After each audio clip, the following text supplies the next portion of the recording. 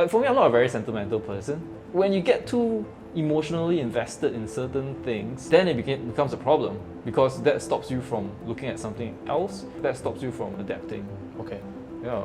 I think there's this saying that, don't fall in love with your product, but fall in love with your customer. Exactly. Right? I think that's so important. Why was customer first so important to you guys? Money is important, but it's secondary. I believe that the reason why a business exists is to serve the customers. If there are no customers, if the customers' needs are not being met by the business, then there is no point for the business to be there. If there's one thing that I believe in is to have intention behind every single thing that we do. Okay. That's the same case that as how I approach my business problems also, or anything that I do in my business. Yeah. The same thing that I do in my life also, like that you have to have intention. Especially now when I look back, I wish I knew that intention should be the reason why we do things, not tradition, not obligation, not any other thing. Yeah. So yeah, nice. Intention. Intention. Right. Yes. So not tradition. Very nice. I like that. I like that. You've probably heard that your story is your brand.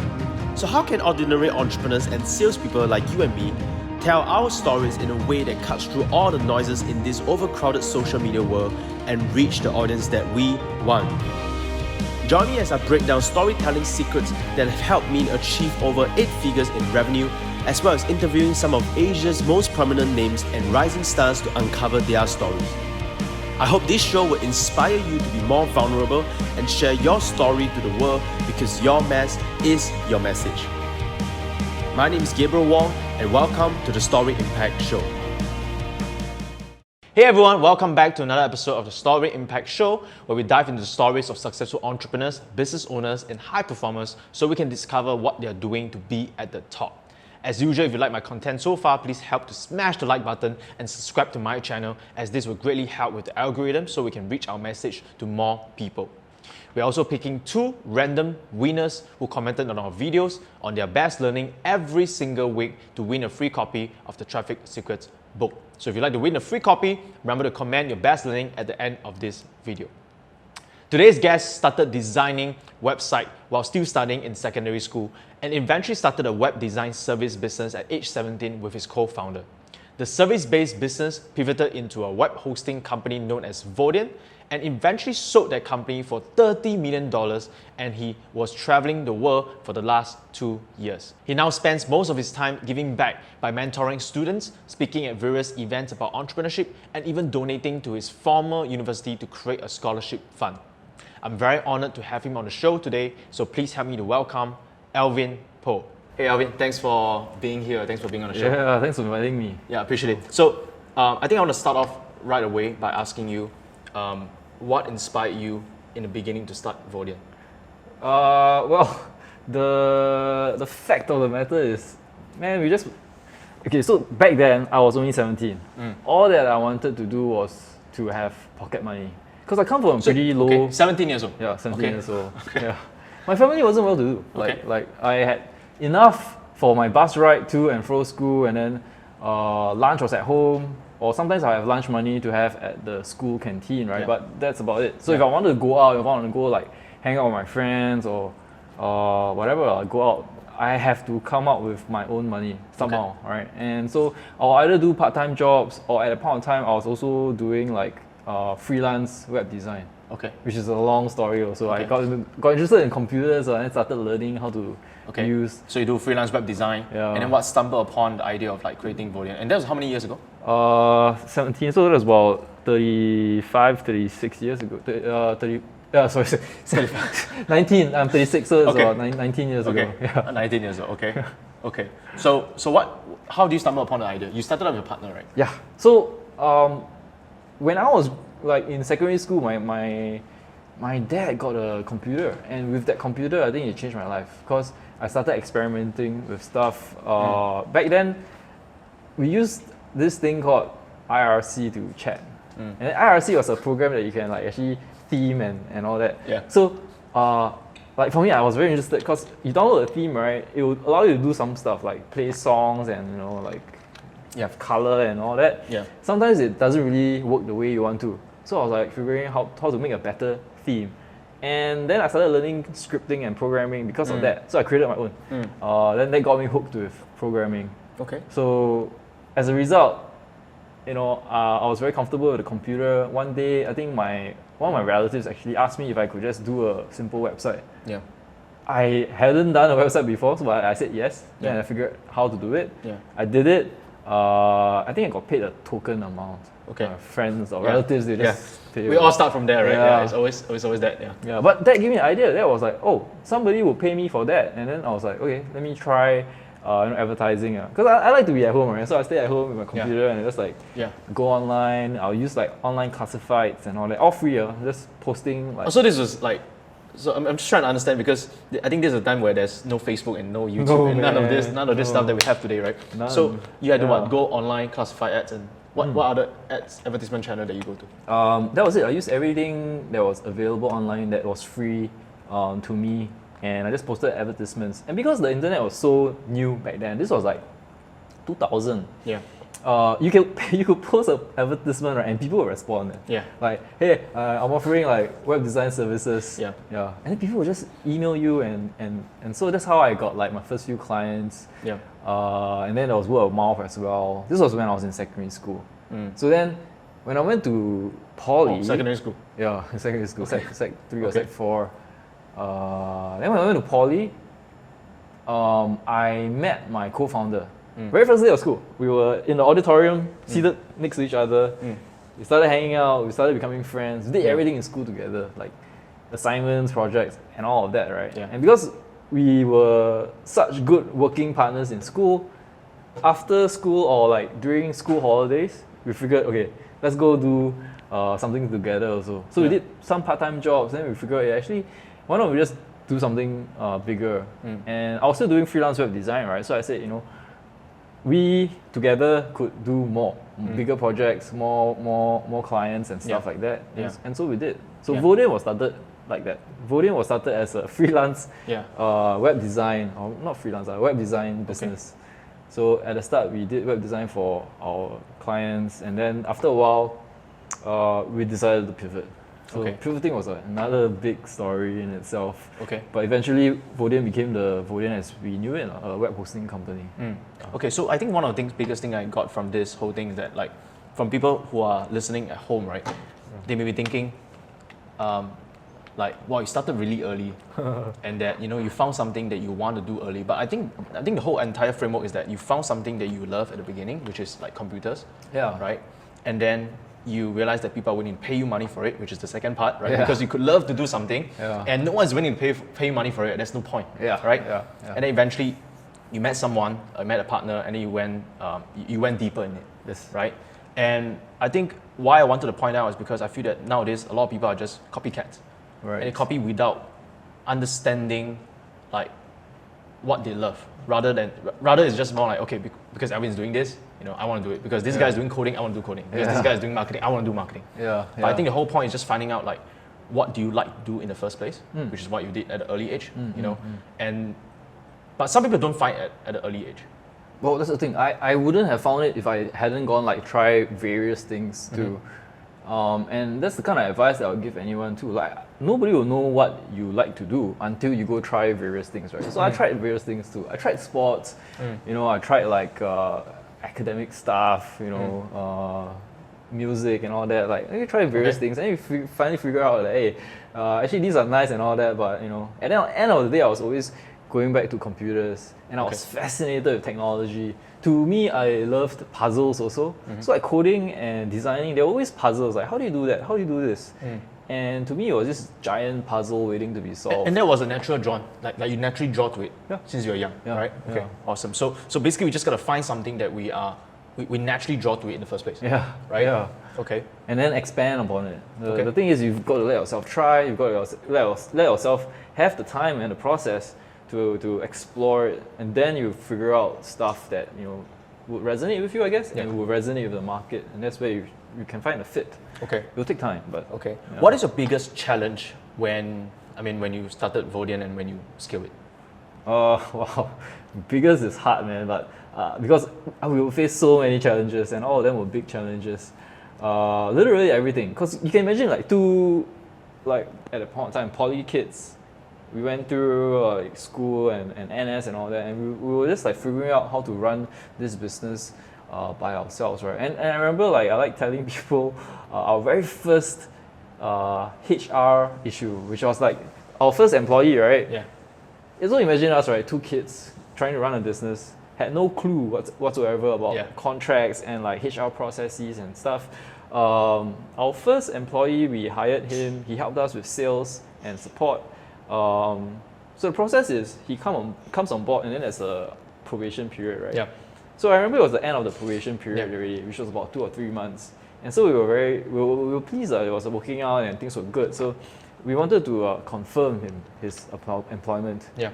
So we gave him a confirmation letter, right? But this was when we had an office at Hong Kong Street, which was the open office. Okay. So like literally no partitions, nothing, just open desks, open space. So we went up to this guy and sat down next to him, and we started going through his whole employment contract. Yeah. Right there in open plan office. Okay. So we went through, this is great. You know, we went through his package, his compensation, and all of that, all in the open. And after that, when it all ended, then we were like, I felt a bit strange. Then I was like, actually those things are quite private. Then that's when my co-founder and I realized that we made a big boo-boo. But thankfully it was our first hire. Nothing. It wasn't very big. The business was also pretty small. Like it was just 3 of us. Yeah. So everything was all very nicely contained. So no big mess. Yeah. But from there we learned that okay, so we need to actually have maybe a private space in a meeting room or something to go through stuff like that.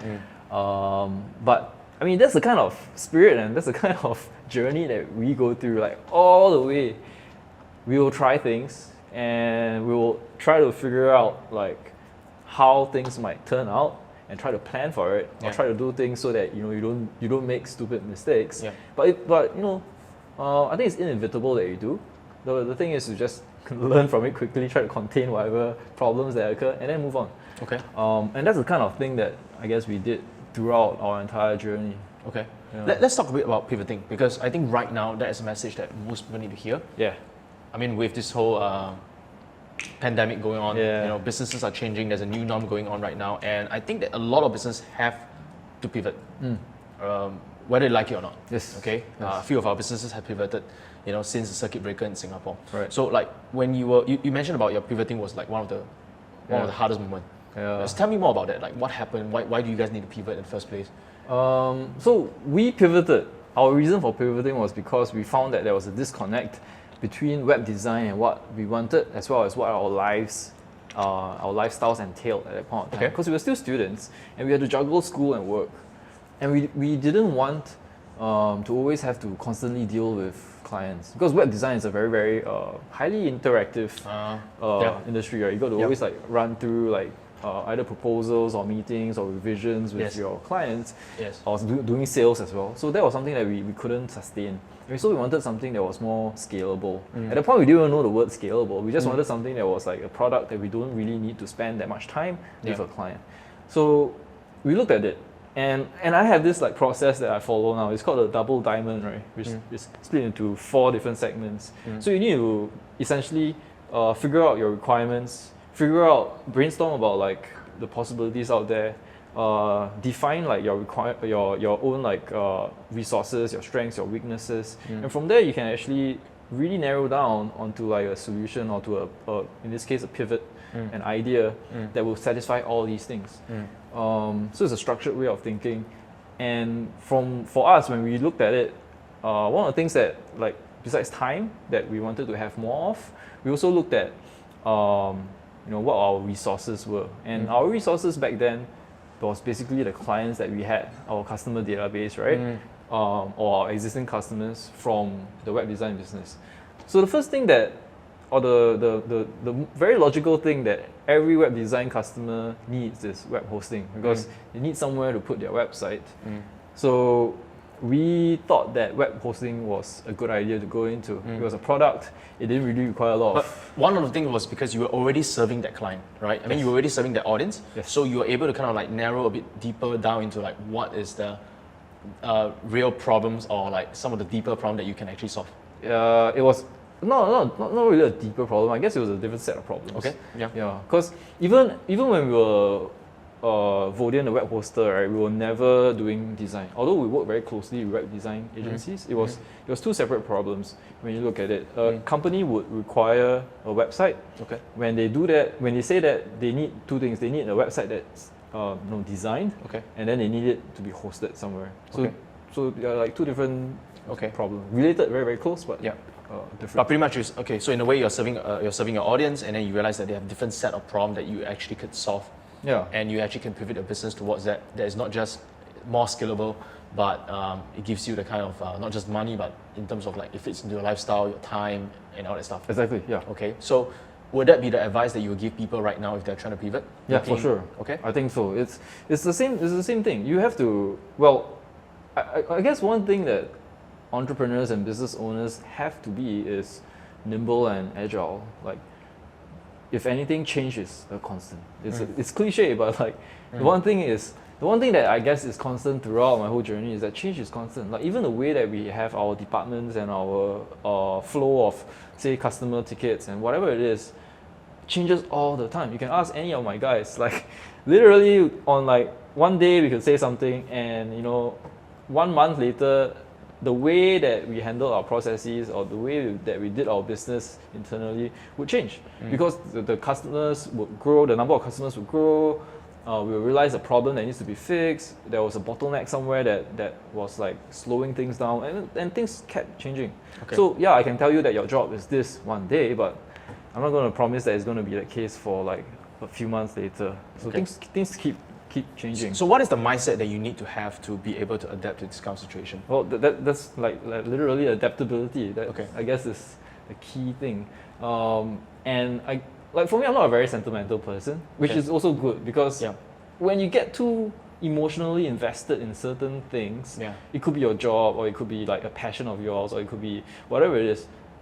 If there is an engagement or that the kind of like connection that you don't want to let go of that, Yeah. then it becomes a problem because that stops you from looking at something else. That stops you from like pivoting, or that stops you from adapting. Okay. Yeah, I think there's this saying that don't fall in love with your product, but fall in love with your customer. exactly. Right? I think that's so important. Okay. Yeah, entrepreneurs, I think, need to have that differentiation. Otherwise, they risk really becoming too stagnant or becoming too blindsided to what the real problem is. Okay. Yeah. Okay. So basically, look at for companies that are trying to pivot, right? Look at the audience you're serving right now. What are the problems, or even other side problems or different problems that you can actually help to solve during this period of the new norm? Yeah. Okay. Yeah. Cool. So eventually you scale your company. You guys scale your company to and then you guys eventually sold it for $30 million, right? So I wanted to ask you like do you guys receive other offers, and like what gave you guys the decision to eventually say that okay, it's time for you guys to sell? And then when you guys sell, like what are some of the challenges, or maybe what are some of the things that you guys have to think about before you sell? Oh wow. Yeah. So many questions. Yeah. We start with the first one first. So like what gave you guys or what made you guys decided to sell? Okay. So for a very long time, when we were growing the business and scaling the business for many years, there was nothing that happened in the market. Nothing at all. Nobody even really knew about hosting. So we were just there serving the customers as best as we could. Yeah. And all of a sudden, I think it was like in maybe about 2014, suddenly there was a lot of interest in the hosting space. And at this point in time, I think a few of the bigger players in the world, like GoDaddy, HostGator, Yeah. they started becoming very popular. And at a point of, I think they started acquiring companies also, because I think in 2014, started looking at Southeast Asia. And it was not just them, it was like many other people also, people from Europe, Japan, all parts of the world started looking at Southeast Asia because it was one last piece of the world that hadn't really had a lot of interest or a lot of maybe international growth.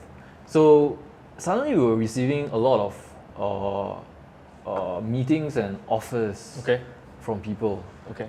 And because Singapore always hosts exhibitions and conferences, global conferences, some of these were in the hosting space or in the cloud space. And so we have people continually coming to us every once in a while, especially whenever these events happen. So basically, you guys rejected a couple of offers at the beginning. Yeah, we had a lot of interest from private equity, from like even strategic players from time to time, but nothing really gelled with us.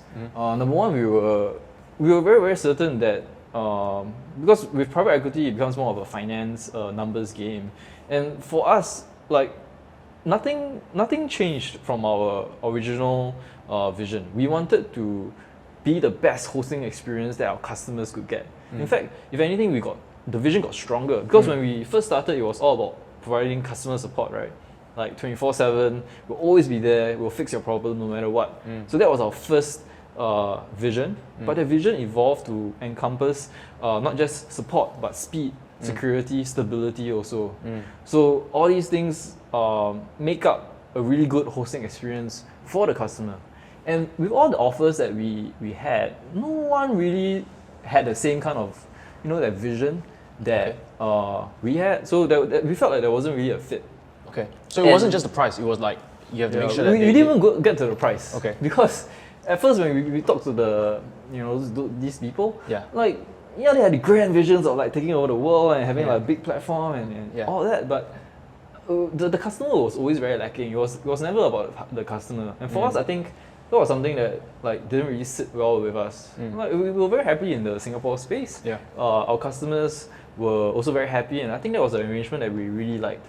So nothing happened for us in terms of acquisitions until our buyer came around, which was Dreamscape, right? And Dreamscape was great because Dreamscape is the holding company, but their operating company was Crazy Domains, which was like the leading domain and hosting provider in Australia. So they were just like us. We were leading the Singapore market, and they were leading the Australia market.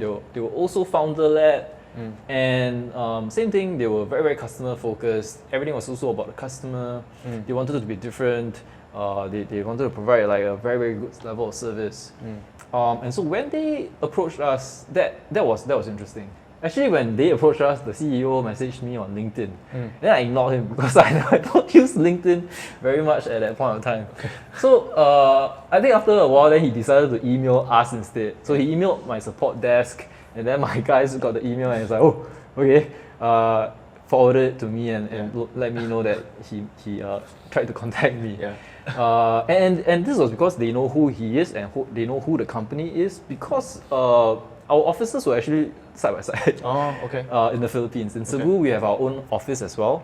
And our office, it's not really side by side, but it's like the building next to each other. So through our window, you could actually see their offices. So that was interesting, because when he came over, we started talking, and that was when they said that they were looking to acquire. And I think that was one of the two companies that we really started like having a serious conversation about. So I think about a few weeks after we initially met in Singapore, I went over to the Philippines to look at their operations and to actually visit their offices. That's where I got to know how they really structured everything. They were really structured. They grew and kind of had the same history like we did, like how Vodien did back then. The kinds of problems that we went through, the software that we used, the everything. So it was like as though there was a really good fit. And that gave us the confidence to go ahead with these guys together. Why was customer first so important to you guys? Well, for me as an entrepreneur, like, money is important, but it's secondary, because I believe that the reason why a business exists is to serve the customers. If there are no customers, if the customers' needs are not being met by the business, then there is no point for the business to be there. And so I see the entrepreneur as a person of like solutions, of like providing solutions to the customers. And that's why I think that has to be the key, and that has to be the focus, the singular focus for any companies or any business. Yeah. Basically No focusing matter- on the customer, because providing solution to the customer. Yeah, no matter what stage you're at. Okay. Even somebody that's pivoting to somebody that's in the scaling up stage, like the number one thing that keeps your company going, and the number one thing that is the reason why the customer chooses you is the customer. It's the needs that the customers have. Okay. Yeah. Yeah. That makes sense. Love it. Yeah. So eventually you guys decided to sell the company, and I remember I read one of the articles that's featuring the wholesale, and like it's basically another interview, and you mentioned that one of the things that, or one of the biggest challenge that you guys had was like making sure that all your employees were well taken care of and things like that. So could you maybe explain more about that? Like so what happened, and why was that important to you as well? Well, because we grew together. I think everybody grew together, and that was the thing that I wanted to be sure was part of the transaction. So Vodien also acquired a few companies, right? And I think through any acquisitions, one of the problems that you need to, as the business owner, need to be aware, need to be cognizant of, is the fact that you're bringing together two very different organizations. Even though there might be similarities, culture is never going to be the same, values is never going to be the same. Even if they are the same, which is not likely, you're going to face overlaps. Right? You're going to face like maybe one guy with the same job role that's present in both organizations. What happens then? So yeah, that's one of the things that we wanted to be sure that happens in the Vodien acquisition also, was that we would be running on our own also. And for a while, Vodien was running on its own. It's just that we were now part of a bigger family. Yeah, so I guess that was one of the things that was on the top of my mind, that we had this plan to take care of everybody also. Okay. So that, But why is that important to you, to take care of everybody? well, Other than the fact that they follow you and they have been growing with you, but was there a deeper reason for that? Well, I guess the way we hire is that we don't just hire for the sake of hiring. We hire because we have a vision and we are looking for people to join us in order to fulfill that vision. When that's being done, I feel that there's a promise that's being made, right? And it's a two-way thing. Like they know that it is a vision that they want to be part of, and we want them also to be part of our team. And so when that happens, I feel that promise needs to be kept, I guess. Yeah. Even though that might be a acquisition that happens. Okay. Yeah. Okay. So you guys had to make sure that all the people working for you guys are well taken care of before you guys went ahead with the deal. Yeah. Well, so by well taken care of, I mean that we don't just terminate people just because there's an acquisition. We want to make sure that Vodien as a business, number one, the people that we hire, they are hired for specific reasons, and we know that those reasons are never in excess. We run very, very lean. So if a person were to be removed, that means a function isn't running at its optimal capacity. It could be marketing, it could be support, it could be tech, it could be infrastructure, whatever it is, right? If a person is removed, that means something must not have been optimized. Okay. So to me, it's two-pronged, right? Yeah. It also means that my business is going to be suffering. And if a business suffers, that means the customer suffers. Yeah. And I don't want that. Yeah. So those are the thoughts that are going through my mind as well. Okay. Yeah. So eventually, when you guys decided to sell, and you sold the company, basically what was going through your mind after you sold the company? Because I think the reason why I want to ask is because you guys sold the company for 30 million, right? And I think you guys bootstrapped the whole company. Yeah. You guys bootstrapped the company, which means that you guys didn't have any previous investor or something, right? So that means you and your co-founder would have cashed out a big lump sum of money, right? How do you feel about that after that? Let me give you an example of how of the person that the people that we were, me and my co-founder. Yeah. The day the monies actually reached our bank account, right, which was like the day after we signed and all that. That day, nothing happened. The next day, I was back at the office at 9 a.m. Well, actually, no, I went to the gym first. So I think it was 9:30 or back then. I can't remember my routine really. But basically, I just woke up, went to the gym, and went to the office. It's the same routine? And it was the same routine again. Okay. It was the exact same routine. We had the same projects that we wanted to work on. We had the same focus. Yeah. Nothing changed for us. Oh. And I think that's a good thing for people that, you know, have a bigger purpose or bigger vision, because then the money is just secondary, right? So to me, I'm thankful that was the case, because for at least 9 months after that, we were just had a single focus on improving the projects that we really had planned way before the acquisition. At the start of the year in 2017, we acquired Web Visions, and we were going through the integration process. Our acquisition happened in July 2017, in the middle of the year. So after that, we were still going through integrations. We still had plans of making everything run smoothly. We even came out with a project called Doctor, which is like a AI plus human hybrid technology for customer support. Okay. So that our customers will get better support. It was faster, less prone to mistakes, and the customer support levels were more consistent and not dependent on who you spoke to. So those were all the things that we wanted to work on, and we did for. And you all continue to do it even after the sale. Yeah. Oh, that's amazing. Yeah. Okay. Yeah, that was, I think for us that was more important. That was like our purpose. Yeah. So basically, the vision, the what you guys want to do, your purpose, is basically the primary thing. Yeah. Right? Yeah. Money is basically secondary. Yeah. And so how long do you guys continue to work at Vodien before you guys eventually left? I stayed on for about a year after the acquisition. Okay. Yeah. And I left after a year. My partner left sometime after that. Okay. Yeah. After so how do you feel after leaving? Because I hear a lot of stories of how when people sold their company and then perhaps they don't have anything that's next, and they will usually have some kind of something empty, what's next? What are they gonna do now? I heard that the first batch of people who all went to the moon came back depressed. Now, I'm not saying you are depressed. But I'm saying it's like you've been to the moon and you come back, it's like, what's next? Yeah. Right? Yeah. So how do you feel? Were some of these things were you going through some of this? What do you do after you left?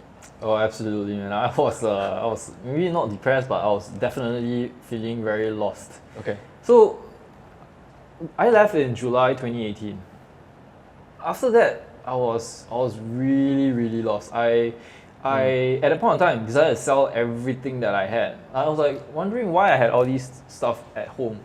And when I was running my business, I was very busy, right? Yeah. And so you don't really care about the stuff that that's in your life. But after you don't have a business, I didn't have a purpose anymore, right? Yeah. And I was at home and looking at the stuff that I had, and I realized I didn't really need a lot of these things.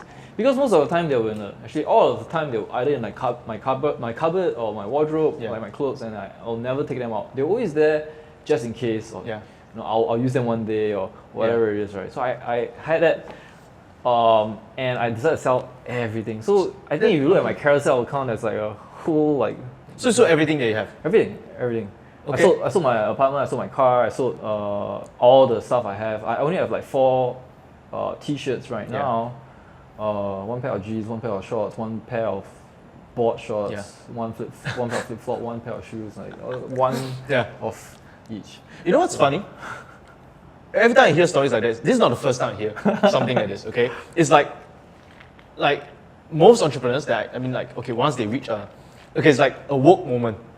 I don't know how to tell you, when you started because you just want more money for yourself, which is what you mentioned earlier, right? Yeah. You just want more income for yourself, you want to buy the stuff you want, things like that. And then eventually you reach a point where you realize that actually none of this stuff really matters. And then you sell everything. When I study different kinds of entrepreneurs from even Elon Musk, he sold everything, right?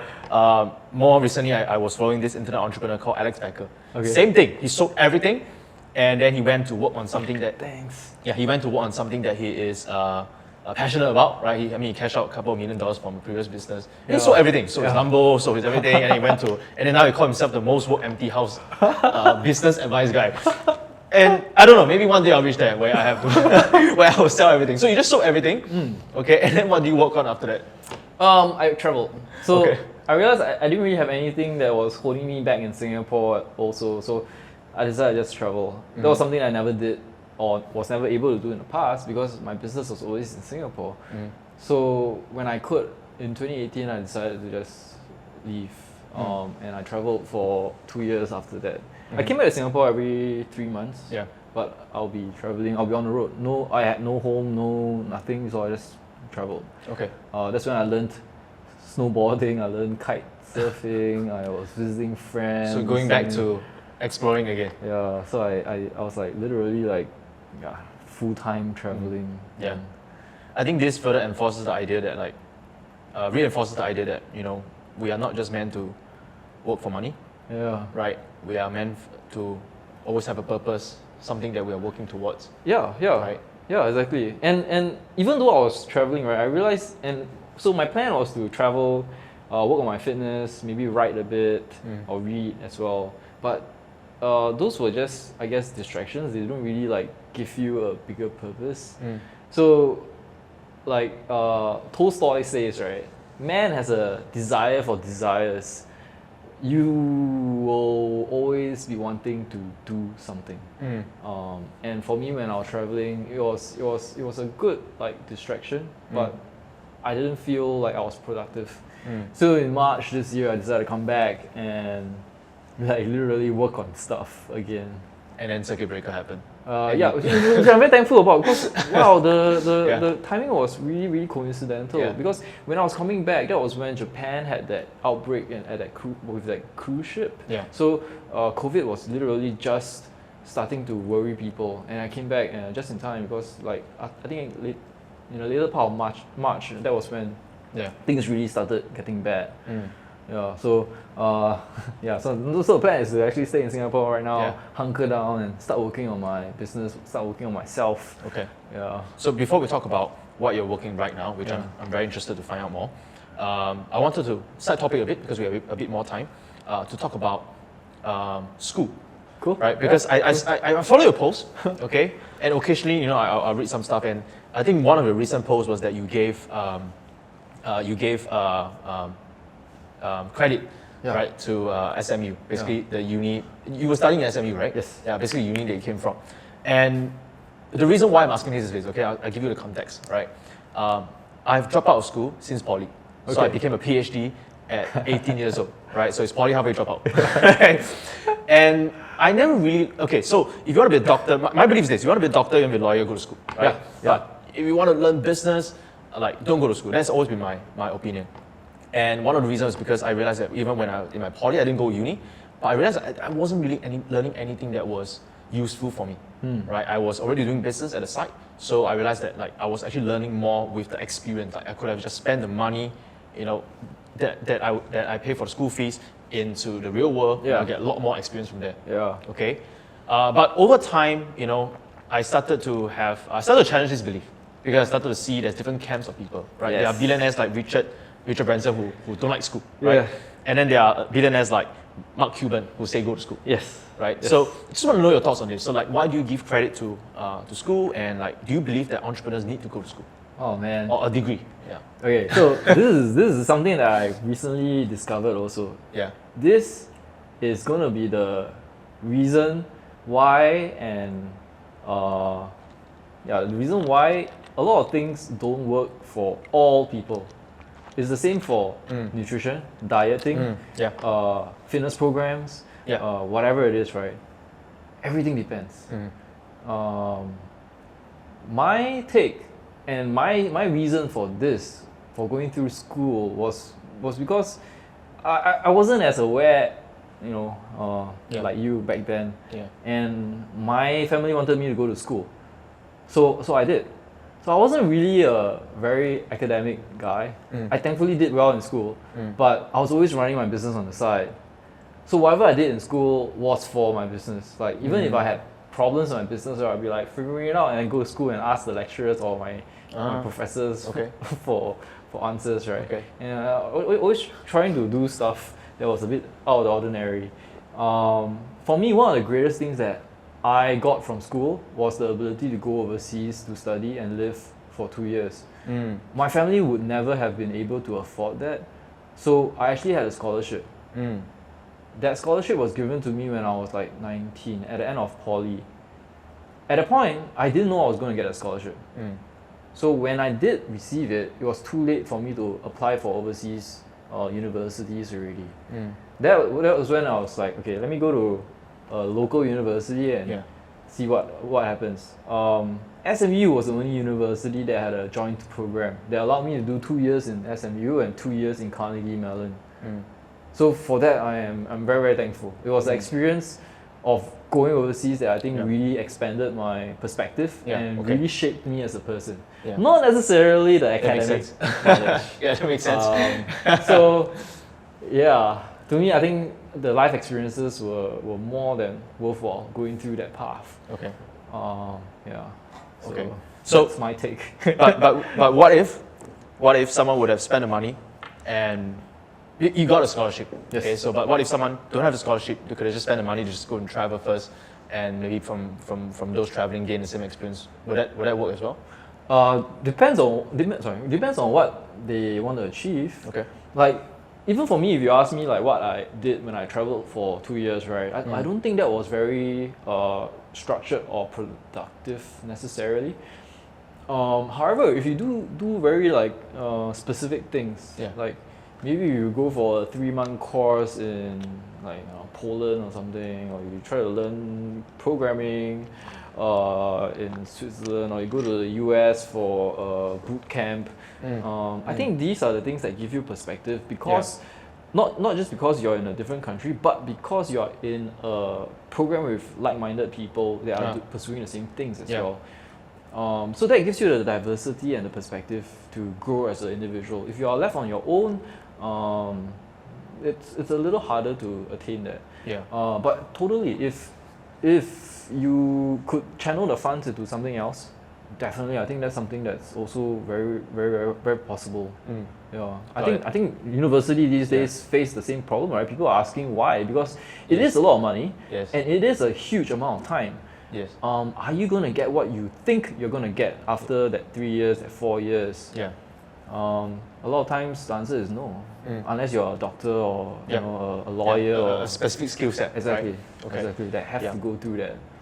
And I think what you say is true. Like, it really depends, right? Because if someone is going into school with no proper intention, right, no objective, they're just going to school because they don't want to go back and work. That happens, right? They just don't want to go and work first. So they want to go to school, enjoy life, and then probably not. Right? But if they go with a certain objective, they have they have a proper intention. Like for you, you were really doing your business, so you use school as a way to kind of like ask questions, to grow your business, to get more, ideas, opportunities, right? And being around like-minded people. I think I do agree that being in school is where you get to connect with the right kind of people. Like even though they say like Mark Zuckerberg, people like that, they drop out of school, but they got their first funding from people in school. All the friends in school. Right. Okay, I think that's super important. If there's one thing that I believe in, is to have intention behind every single thing that we do.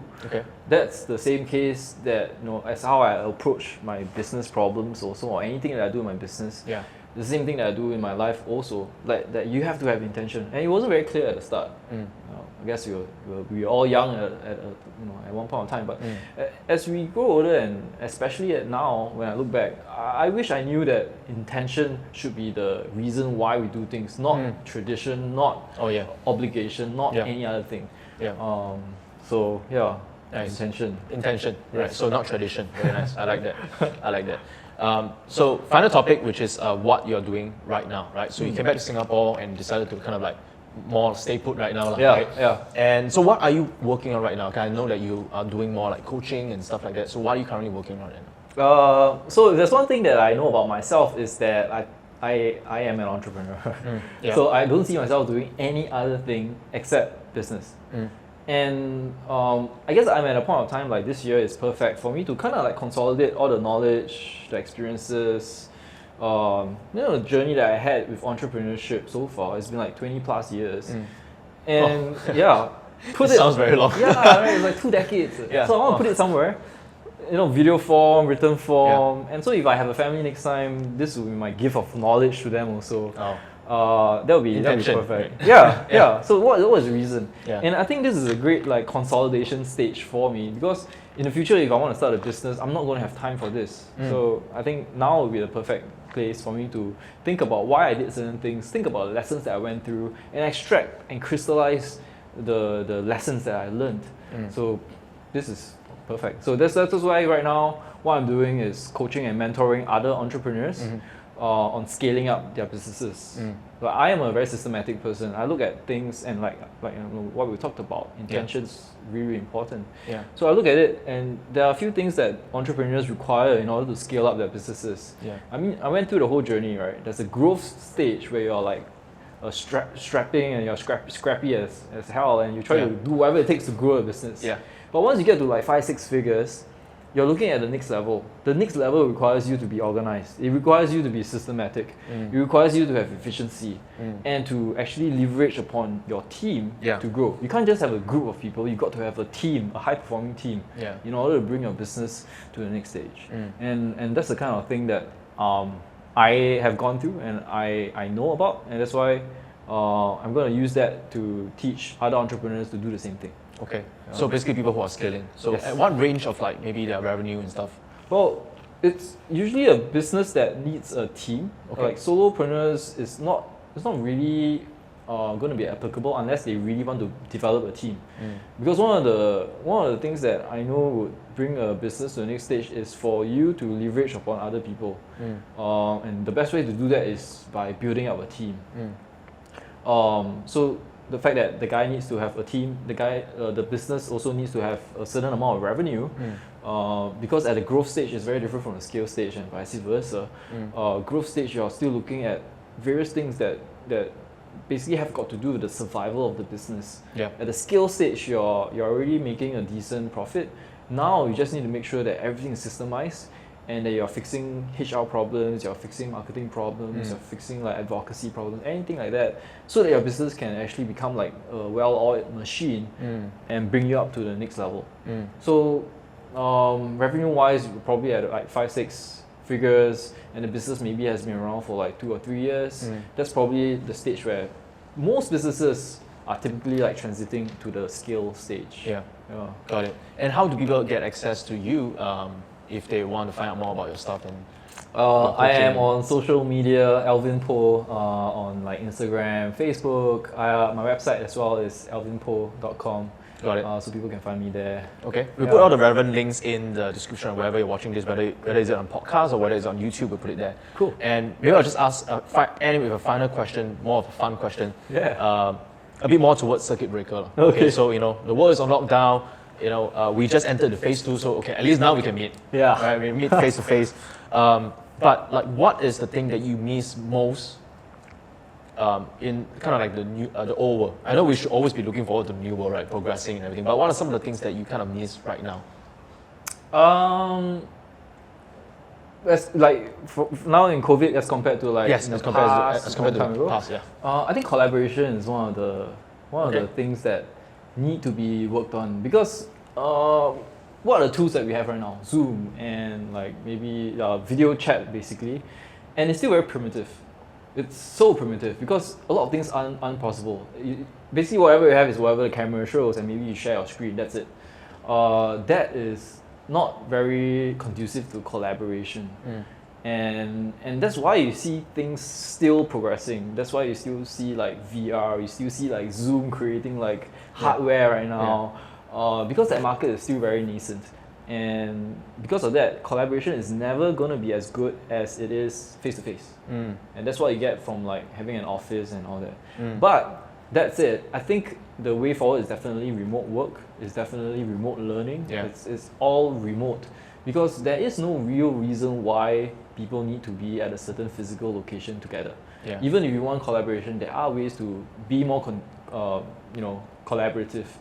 I know for a fact that even with an office, there will be collaboration problems, there will be productivity problems. So an office is not going to be a solution.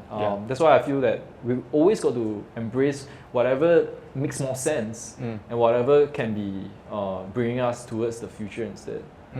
Got it. Yeah, I think everything there's always a pros and cons, right? Yeah. Like, even in office, I think the hardest thing is getting into deep work. Yeah. Right? People can always just distract you, and distracting you by just for 5 minutes, they're actually taking away like hours of deep work. Exactly. Yeah. Once you just get you out of that state, it takes you so long just to get back. Yeah. Yeah. So pretty much you should be enjoying this whole period right now, right? I like it. I like it. I like the fact, because I'm an introvert. I like the fact that I'm left alone and I can work on my own things. Yeah. And people are more conducive and more. They are warming up to the fact that video calls and whatever is more accepted. So that's something that I am quite thankful for, because for a very long time I figured that a lot of things can be done through Zoom. There's no reason why you can't just use a video call to do. Exactly. Exactly. For the longest time, I'm always like, hey, let's meet on Zoom. We don't have to travel down, and sometimes when you meet people face to face, I know it's okay to like have social life, but like sometimes for business, you just want to meet, and just want to get certain things done. But when you meet face to face, there'll be tend to like that you have chit chat, you tend to have coffee first, you finish the coffee, and then you tend to take more time than needed. Yeah, exactly. So I'm loving this as well. Same. So I appreciate you coming on the show. Really, Thanks, so man. much. It's been fun. I appreciate it. Thank you so much. So that's the end for today's Story Impact Show, and I'll be back next week for more episodes, and I'll be interviewing more people on their stories on how or what they're doing to stay at the top. So see you guys soon. Bye for now.